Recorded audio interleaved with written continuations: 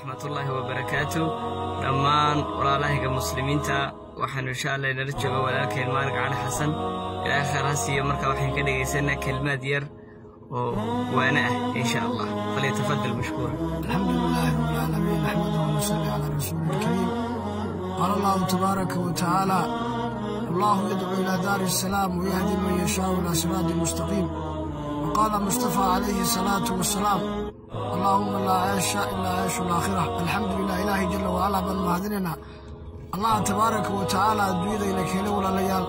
لما أنت الدنيا إلهي جل وعلا وإنك هنا حقي سنة ونقرنا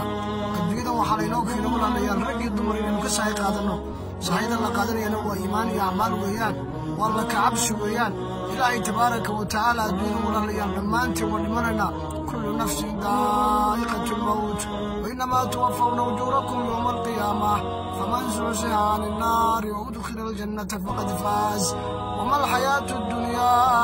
إلا متاع الغرور. إلهي جل وعلا وحليه نفك استمد قريبا من السماء إلهي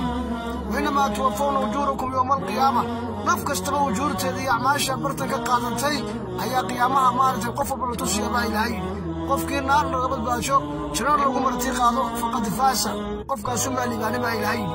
maanta waxa la doonayaa adduunyada kulli baa aakhirada kulli baa walaalayaal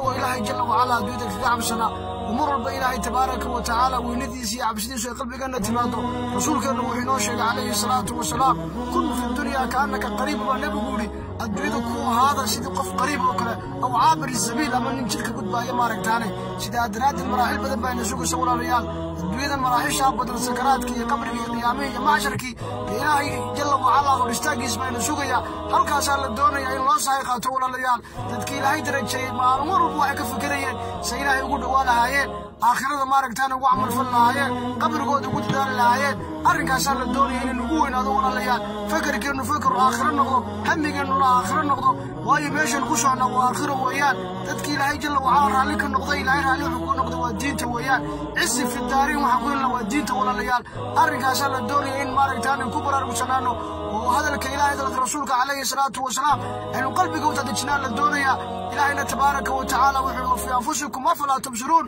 inaan rag iyo dumar xisaabino oo acmaasha ilaahay jalla wa ala inoo dhaweynaysan ku dadaalo arrinkaas la doonaya walaalayaal lama inoo fududeeyo su'aalaha qabriga iyo su'aalaha mahsharka iyo su'aalaha miisaanka iyo su'aalaha jidka siraad Allah inoo fududeeyo ilaahayna quraankiisa wuxuu ku sheegay wa inna minkum illa wariduha kana ala rabbika hatman maqdiya ba ilaahay dhammaan ummadoodan maaragtaanay jahannamada dul maraysa ba ilaahay suma nunajil ladina taqaw halka waxa lagu badbaadinaya ba ilaahay dadkii ilaahay adduunyada ka soo cabsaday oo ilaahay ka cabsada Allah noqoto